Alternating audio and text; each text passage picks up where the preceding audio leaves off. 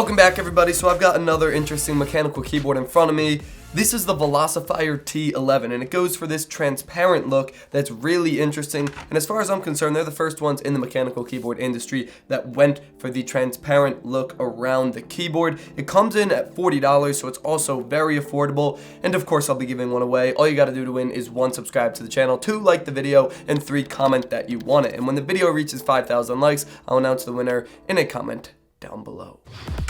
Alright, so let's start with the overview. The color scheme we're going with here is like the silver and white and transparent. Of course, the main part of this being the transparency. The cable comes out of the side 1, which is a little bit weird, but 2, it's this striped gray and white, really nice braided cable. Honestly, I'm surprised. It's just top-notch cable right there. Now, it's not removable, but you can also see where it comes in and connects, which is pretty cool. So moving on to the back, of course, we do have the transparent back here that allows you to see the PCB, which is kind of the whole point of this keyboard. Unfortunately, because it's this transparent material, you don't have any raised feet, and that's a problem for me because I definitely like that angle when I'm typing, but I guess I'll live.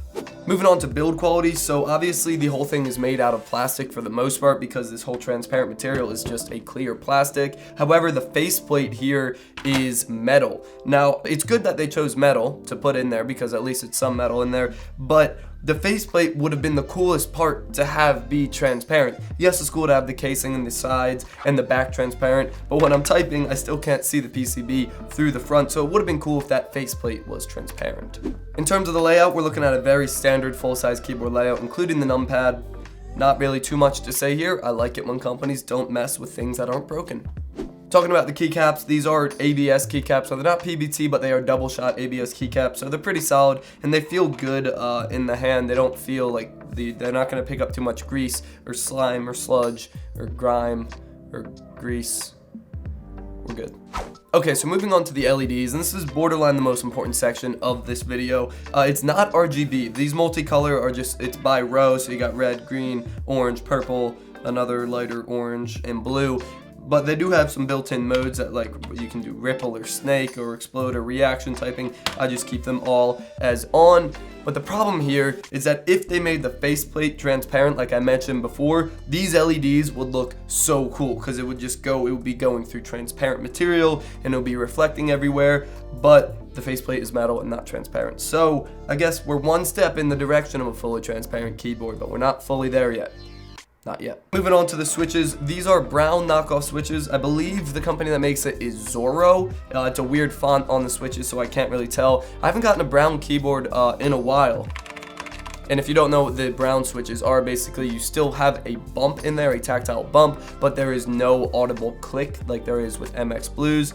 I usually always go for blues when it comes to these mechanical keyboards. Went for browns this time. I forgot how much I like browns. They're actually really satisfying to type on, and they're not as clicky and annoying. And of course, what type of MS Tech keyboard video would this be without a typing test? So I've loaded up TypeRacer, screen is recording, mic is facing the keyboard. Now I think that I may not type that fast because of the angle. It's pretty flat. I usually like it a little bit more angled, but we're gonna go ahead and try out and see how it performs.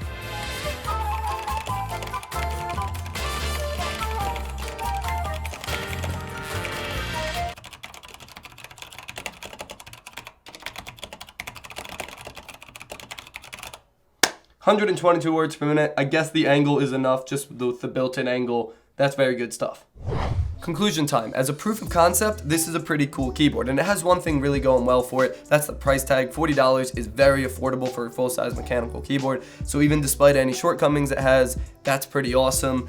Again, I wish the transparent part was the faceplate so you could see the PCB from the front and not just from the back. It's still really cool that you can see it from the back, but I still wish I could see it from the front. Then the only other glaring thing that's missing is RGB backlighting instead of just the different row backlighting, but again, that's not too big of a deal. I would say the biggest drawback is the transparency is only from the back and the sides, not from the front. So should you buy it?